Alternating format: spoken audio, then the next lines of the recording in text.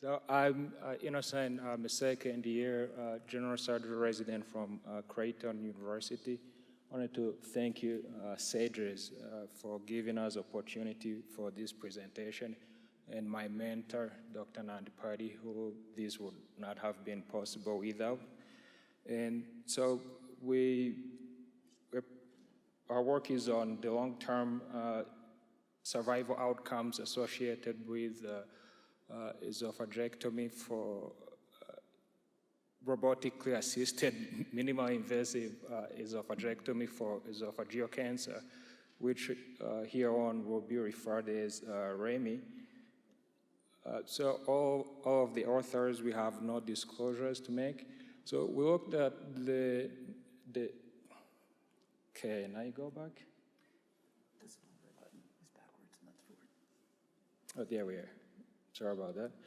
Looked at the National Cancer Database for the patient who underwent esophagectomy for either adenocarcinoma or squamous cell carcinoma, and we found about 14,000 after excluding those with unknown staging, metastatic disease at the time of diagnosis, or any other of the variables that were including the our statistical modeling. If they were missing, we excluded them.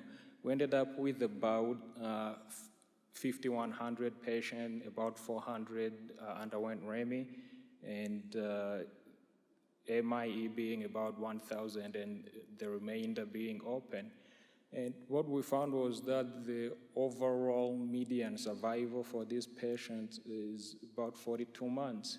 And when you factor the mortality status within the REMI group, the survival was about 62% versus 53% in the MIA, and a little bit less than 50% for the open.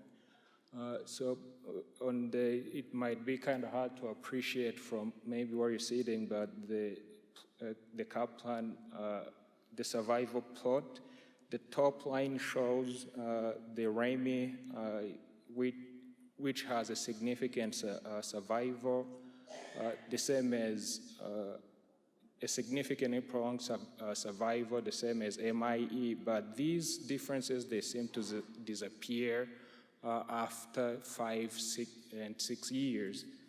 And when we did multiple regression to identify factors independently associated with survival, the patients who underwent esophagectomy at an academic center versus community or comprehensive cancer, they had a better survival.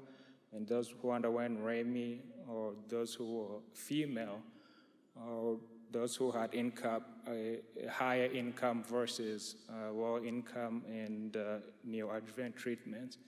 So in conclusion, REMI, those who underwent REMI and academic center had a decreased risk of mortality during this time frame that we analyzed. With that, we can take some questions.